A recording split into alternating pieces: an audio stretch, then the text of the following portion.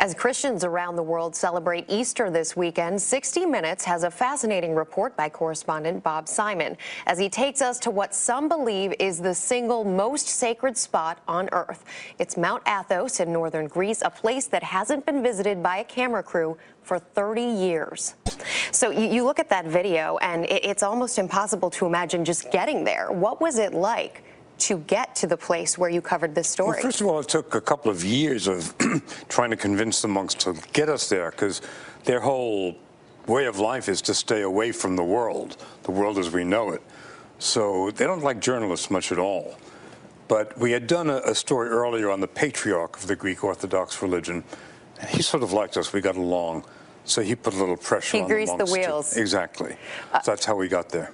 And then when you're there, ultimately, what is the life like that these monks lead? It's unbelievable. They're praying most of the day. I mean, like, they have one service that lasts 8 hours. 8 hours? Yeah.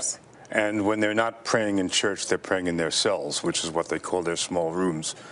And when not doing that, they're working. They're completely self-sufficient. They grow their own food. They do all the work there. They hire nobody. The only people on this peninsula are monks. Nobody else, and pilgrims who come to visit. So they're incredibly busy. They get about 3 hours sleep a night. I don't know how they do it. But you probably know. You probably don't get much more. We don't get a lot of sleep, but certainly their lifestyle is very different from ours. As an outsider coming in, how did they receive you? You say it's all monks and pilgrims. How do they receive you when you come in? They were very friendly, and I think they wanted us to like the place, and we did, because it's so special. There's nothing like it in the world. It's just total peace and tranquility, and no women, which for a week is fine. But they were very forthcoming, and they let us do anyway. They let us go to all their services. They let us film their services, which they'd hardly ever done before. And we were thrilled. They gave us total access to the place. Did you get an impression that there was a part of their story that was most important to them that you got across to 60 Minutes viewers? I think so. I mean, their whole life is prayer. There's nothing but that. They don't care about anything else. And what they'll tell you is that every day their objective is to get closer to Christ. And they will spend decades on Mount Athos without ever leaving it.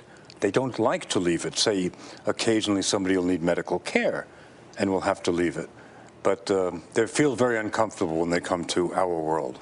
What's interesting about this story, however, is that it's not just, you imagine these monks, that they must have all come from the area and gone through this together. But in your story, you talk about individuals who have come from all different places of the world to be a part of this. No, there's no place like this. So anyone who has an epiphany to become a Greek Orthodox, his goal will be to come here, because it's the holiest spot in the world for them.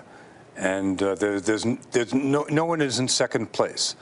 And it's very tough to get into.